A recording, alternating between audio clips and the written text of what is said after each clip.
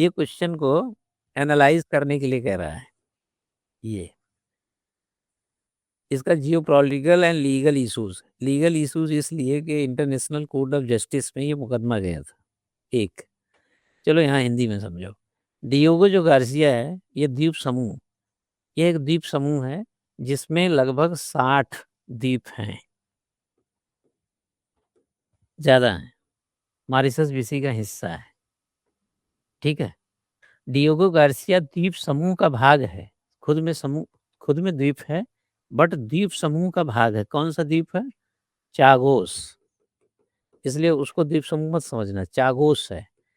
यहाँ पर जो रहने वाले लोग थे उसको चागोस वासी कहा जाता था, जिनकी संख्या 1500 से 2000 हुआ करती थी। 1973 लास्ट डेट है कि 71 से करीब 73 के बीच में सारे चागोस वासियों को यहाँ से हटा करके भेज दिया गया, मॉरिशस और सेशल्स में शिफ्ट कर दिया गया। इस पूरे आइलैंड को खाली करा लिया गया। तो डियो गार्सिया से जुड़े भू राजनीतिक विवाद क्या था, आप समझ गए। विवाद ये था कि यह चागोस द्वीप समूह का एक हिस्सा था, एक आइलैंड था। यहाँ पर चागोस वासी रहा करते थे और 1965 में यहाँ पर ब्रिटेन और ने एक प्रकार से अमेरिका के साथ टाई अप कर लिया और इसको आपने BIOT, ये टेरिटरी थी उसकी, ब्रिटेन की। और 12 मार्च 68 को मॉरिशस आज़ाद हुआ, किससे? ब्रिटेन से। इसने दावा किया कि ये भैया हमारा है, और इंटरनेशनल कोर्ट ऑफ जस्टिस में गया तो वहां से फैसला भी उसके फेवर में आया। मई 2025 से ये मॉरिशस के पास ही आया। वैसे तो 19 में डिसीजन आ गया था, बट टेक ओवर करने में, लेने में जो भी हुआ हो, इंग्लैंड ने दिया नहीं। मई 2025 से 99 वर्षों के लिए लीज पे ले लिया। कौन? अमेरिका प्लस ब्रिटेन, ठीक है। तो विवाद को समझ गए आप। तो पहला क्या लिखा है, पहला हेडिंग बना है, पहला कंटेंट क्या लिखो, पहले परिचय दे दोगे, फिर लिखोगे चागोस द्वीप का जो डिस्प्यूट है, ठीक। फिर दूसरे में क्या करेंगे, मॉरिशस का दावा, मॉरिशस दावा करेगा ना।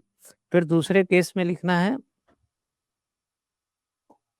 इधर आओ,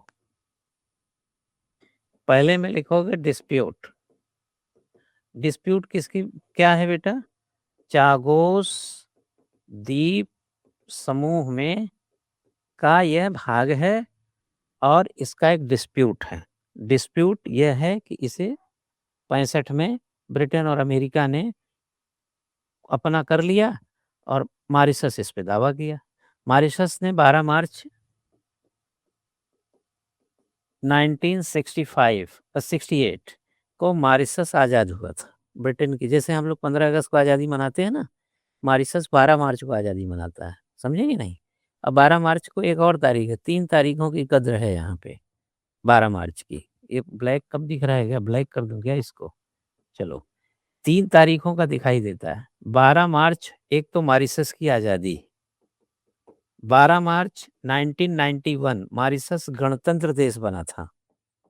जैसे हम लोग रिपब्लिक हैं, 26 जनवरी 50 को बने थे, मॉरिशस 12 मार्च 1950 को गणतंत्र बना था, ठीक है। और इधर आओ, और 12 मार्च एक और जोड़ लो। ये लोग गांधी का बहुत सम्मान करते हैं, दांडी मार्च याद है कि नहीं? 12 मार्च को दांडी मार्च शुरू हुआ था। कहाँ से? साबरमती, हाँ, आश्रम से। तो ये तीनों 12 मार्च बड़े इंपॉर्टेंट हो गए। एक 12 मार्च उसकी आज़ादी है, एक 12 मार्च 1991 उसका गणतंत्र रिपब्लिक का होना है, एक 12 मार्च हमारे पास था जो उस टाइम गांधी जी गए थे दांडी मार्च के लिए, ठीक है। तो यहाँ पे ये विवाद आप समझ गए हैं। इसका डिसीजन 1919 में आ चुका था। यह मुद्दा अंतर्राष्ट्रीय कानून, समझ गए, चला गया था इंटरनेशनल कोर्ट ऑफ जस्टिस में। डिसीजन आया। तो तीसरा लाइन क्या बनाया चला, इंटरनेशनल कोर्ट ऑफ जस्टिस का डिसीजन। फिर चौथा स्टेप क्या लेंगे हम लोग, यूके और यूएस का समझौता। यूके और यूएस का समझौता कब हुआ? यूके और यूएस समझौता कर लिए 1965 में, और यह ब्रिटेन के पास आया था 1814 में। ये अड़बड़-सड़बड़ लिख दिया इधर-उधर, लेकिन आप लोग समझते जा रहे हैं ना? ठीक है? ये किसके 65 में ये दोनों, और ये आया था ब्रिटेन के पास 14 में। ठीक है? और इंटरनेशनल कोर्ट ऑफ जस्टिस का जो फैसला था मॉरिशस के फ़ेवर में कब आया? 2000 नहीं बेटा, 25 में तो ये एक प्रकार से लीज़ हुआ। 19 में ही ऑलमोस्ट फैसला आ चुका था फ़ेवरेबल। ठीक है?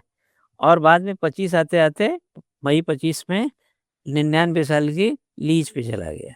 अभी 1 साल ही मुश्किल से बीता है, अभी भी बीता नहीं। भारत की स्थिति क्या है? भारत की स्थिति ये है कि वो मॉरिशस का समर्थन करता है। ठीक है? और अंतर्राष्ट्रीय कानून और शक्ति की राजनीति यहाँ पर देखने को मिली। लास्ट में लिख सकते हैं international court and power politics यहाँ पर जम के हुआ है, डिएगो गार्सिया में। समझे ना? अब बाद में इसको क्या किया, एनालाइज़ करने के लिए बोला, तो आप एनालाइज़ में साफ यहाँ लिख रहा है कि क्षेत्रीय स्थिरता के लिए क्यों महत्वपूर्ण है। अब एक चीज़ और भी हो गया कि अगर यहाँ पे सब कुछ सही है तो ठीक है। अब एक चीज़ और है, आप देखिएगा, पता नहीं यहाँ यहाँ पे क्या दिखाएँ, जैसे चित्र को देखिए, जैसे लंका है, मालदीव है, यही डियो गार्सिया है, ठीक? चाइना कहाँ नहीं घुसता है, तो यहाँ अमेरिका के घुसने से हिंद महासागर में थोड़ी-सी संतुलन की स्थिति की बात करिए। लेकिन यार वही बात हो गई ना कि 2 देशों के झगड़े में हम अपना संतुलन खोजते हैं, है ना?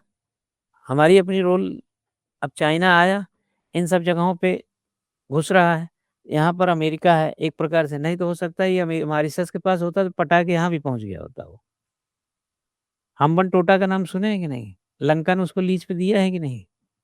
हाँ? हम्बन-टोटा एक द्वीप ही है ना, वो भी तो लीज़ पे लिया हुआ है, चाइना। तो हमारे लिए खतरा है ना वो, हिंद महासागर में घुसा हुआ है वो, ठीक है?